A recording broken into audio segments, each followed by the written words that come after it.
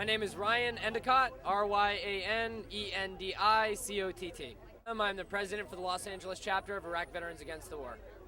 And I'm here today to let the people of America know that veterans like myself and other veterans around the world are uniting to tell the truth about what this occupation really looks like. And an advancement of troops is only going to bring more death and destruction. It's only going to force more Afghanis who are losing their homes to pick up arms against Americans.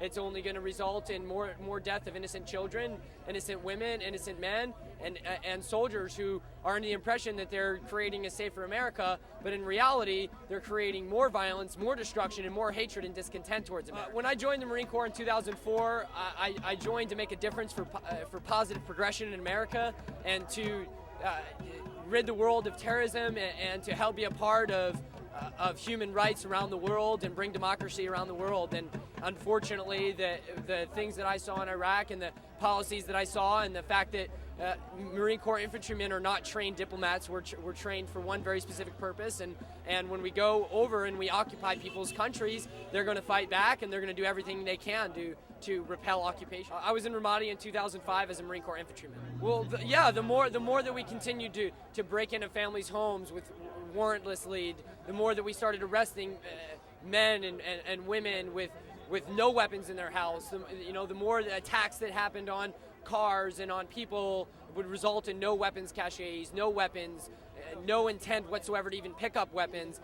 The more I realize that this occupation and the policy that's going on right now it isn't about ridding the world of terrorism. It's a colonial war, it's an imperialist war, and it's a war for profit. Well, I started to change my mind when I was still there, but it didn't happen really until I came back, and I started going through my own personal struggle dealing with the things that I saw and the atrocities that I witnessed over there from myself and other Marines, and the fact that these atrocities aren't coming from us, they're coming from the top down, they're coming from the brass, they're coming from the generals who are continuing to suggest that we enter more troops into Afghanistan, more troops into Iraq, when it's obvious that the Iraqi and the Afghanistan people don't want us there. They don't want us there. They don't want our system of government.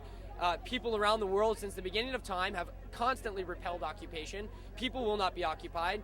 The Afghani people have never had an occupation. The Afghani people have never been conquered. The Russians couldn't do it, and we're not going to do it. And the fact of the matter is that we can't force our democracy or our imperialism onto other countries. I mean, the fact of the matter is that they're going to run the country that they want to run, and that's up to them to do it. My message is plain and simple. My message to other soldiers is to know that the things going on in these wars is not our fault. It's the fault of the people from higher up, and it's the orders that they give. It's the rules of engagements that they change. It's the imperialism that's going on. It's not our fault. The things that are going on, we're doing what we feel is best for the country, and we're told that by people of higher up. And my message to troops to know is that you're not alone. There's groups out there like Iraq Veterans Against the War, Veterans for Peace, and other veterans groups out there that there's no reason for a veteran to feel alone, that the things that he did out there are his fault, because they're not.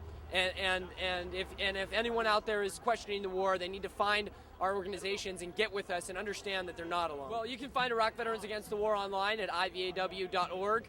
I'm the chapter president for Los Angeles chapter. There's chapters all across the country. At one point, we had a chapter in Iraq. We have chapters on active duty bases, Army bases. We have chapters on Marine Corps bases. We have chapters all over the country. We're strong. We're growing. We're a good organization full of people that are willing to make positive change through peace and not war.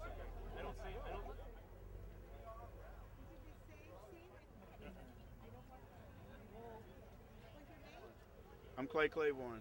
And is this a film that you've done on Vietnam? Yeah, Vietnam American Holocaust. Spent 2 years putting it together.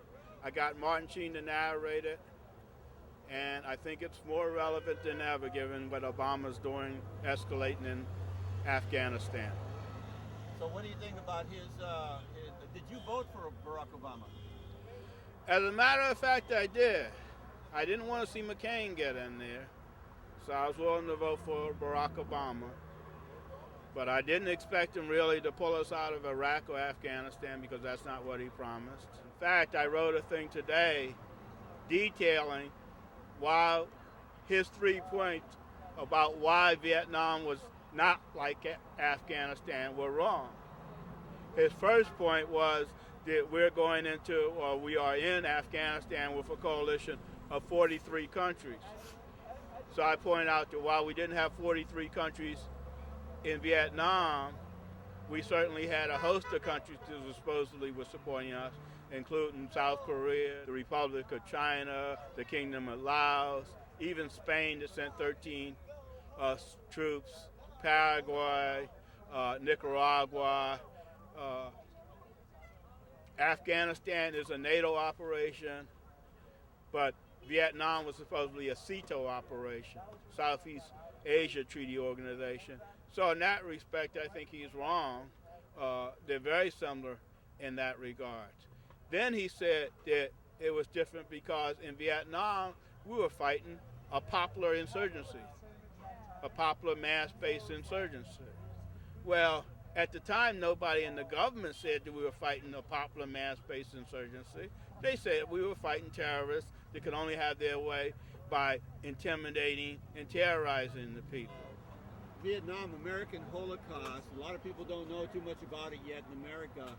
Can you tell me a little bit of why you made this composition with Lyndon Johnson over Obama? Because I think it speaks to the current dilemma that Obama finds himself in, and that he could learn some lessons from what LBJ went through. Because LBJ did have a pretty progressive domestic agenda, but then he focused on escalating the war in Vietnam and building that up, and that is his legacy. That cost him a second term. I'm sure Obama wants a second term. So he needs to think about that as he sends more troops to Afghanistan. I'm sure he and McChrystal and the rest of them have gotten together and they somehow think that they've got a plan where 30,000 troops is going to make all the difference. But history shows that that's not the case. This is just a down payment on increasing escalation until we eventually get out. Well, the Gulf of Tonkin incident was a situation where supposedly North Vietnamese PT boats attacked 2 U.S. destroyers in the Gulf of Tonkin. And LBJ took this information to Congress and he got what was known as the Gulf of Tonkin Resolution, which was in effect a declaration of war in Vietnam. I found it very interesting that last night, when Obama was speaking about his escalation in Afghanistan, that his final point of why Afghanistan was different from Vietnam, he said, the Vietnam never attacked us and Afghanistan did. Of course, he's referring to 9/11. But then he forgot about the Gulf of Tonkin incident. He said that the final difference and the most important difference was that Vietnam never attacked us, which is Afghanistan did attack, whereas an attack was launched on the American people from Afghanistan. I mean, even if you buy into the original story, Osama bin Laden, the Saudi, headed up a group of 19 hijackers, 15 of which were Saudi, from Saudi Arabia. And I'm not sure what the Afghan connection is, except that maybe that's where Osama bin Laden was at the time.